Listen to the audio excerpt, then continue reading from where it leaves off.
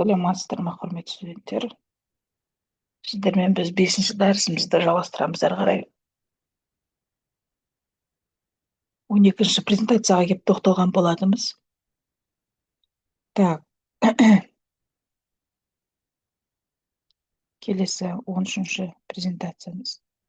Серия қоздыру қозғалтқыштары көбінесе крандарды көтеру механизмдерін жүргізу үшін қолданылады. Көтерілетін жүктердің массасы мен кең ауқымда өзгеретіндіктен сериялық қоздыру қозғалтқышы бар механизммен үлкен массалық жүктерді көтеру төмен жылдамдықта, ал аз массалық жүктерді көтеру жоғары жылдамдықта жүреді. Бұл жүк көтергіш машиналардың өнімділігін арттыруға көмектеседі. Сонымен қатар қозғалтқыштың айналу жиілігін 3-4 суретте қарайтын болсақ, жүктемен азайту кезінде дәйекті қоздыру артады. Мұндай қозғалтқышы бар механизм қозғалтқыштың қолайсыз жоғары айналу жиілігіне жетуіне жол бермеу үшін әрқашан белгілі бір жүктемеге ие болуы керек. Сериялық қоздыру қозғалтқыштары барлық тежегіш режимдерінде жұмыс істей алады. Генератор, кері байланыс және динамикалық тежеу.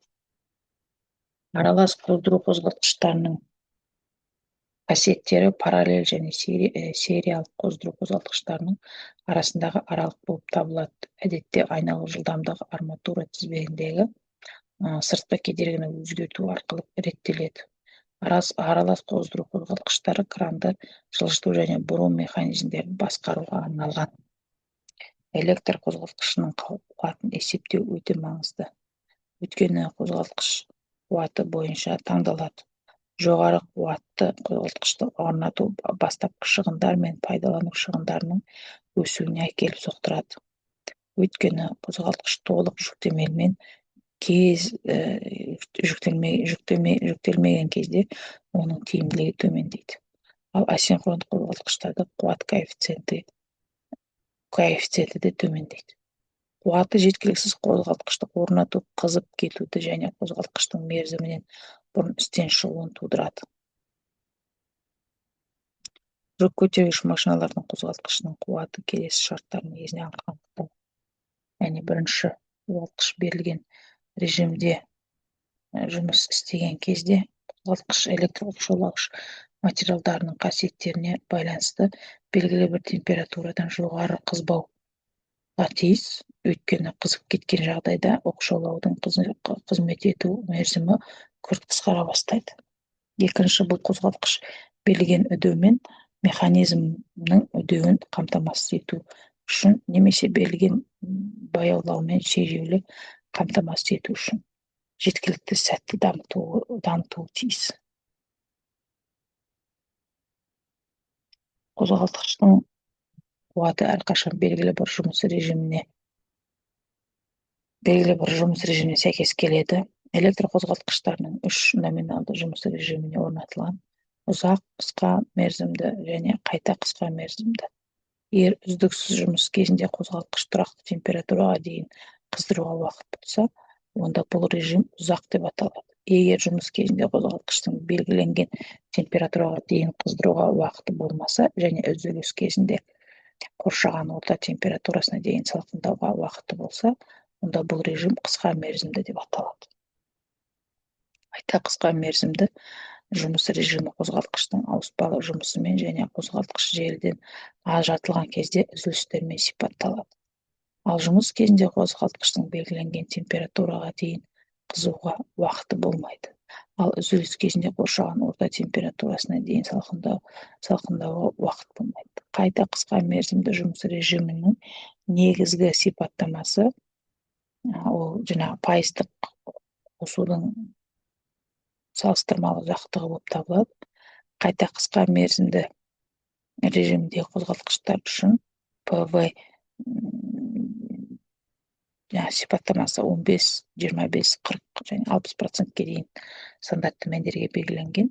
Сонымен қатар бір циклдың уақыты 10 минуттан аспау керек. Егер қозғалтқыштың бір жұмыс циклінің уақыты 10 минуттан асса, онда оның жұмыс режимі ұзақ деп саналады. Жүк көтергіш машиналардың жетегіндегі кран қозғалтқыштары негізінен қысқа мерзімді режимде жұмыс істейді. Қуатты есептеу кезінде кран қозғалтқышының қайта қысқа мерзімді режимде жұмыс істеуінің 3 жағдайы болуы мүмкін. Бірінші жағдайда жетек қозғалтқышының жұмыс режимі ПВ стандартты режимдерінің біріне толығымен сәйкес келеді және механизм тұрақты жүктемемен жұмыс жасайды. Бұл жағдайда қозғалтқыш каталогтан таңдалады, оның қуаты берілген, яғни ПВ-дан талап етілгенге дейін, каталогта номиналдық қуаты қажетті қуатқа тең қозғалтқыш болмаған жағдайда ең жақын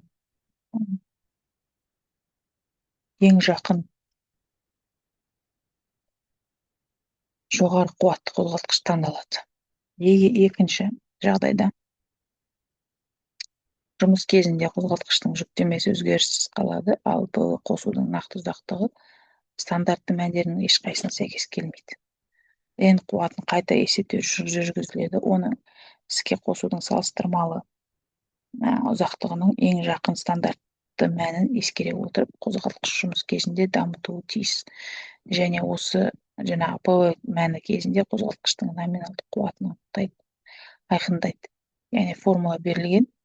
Үшінші жағдайда тәжірибеде жиі кездесетін қозғалтқыш дамыту керек механизмнің жұмыс циклі үшін қуат бірнеше түрлі мәндерге ие. Бұл жағдайда қозғалтқыштың қуаты келесі ретпен есептеледі. Яғни олар жүк көтергіш машина механизмінің жүктеме диаграммасын жасайды. Яғни цикл кезіндегі қозғалтқыш қуатының өзгеруі жаңағы 2/1 формула бойынша қозғалтқыштың қосылуының нақты салыстырмалы ұзақтығымен анықталады. Әзірге осы, келесі лекциямызда кездескенше сау болыңыздар.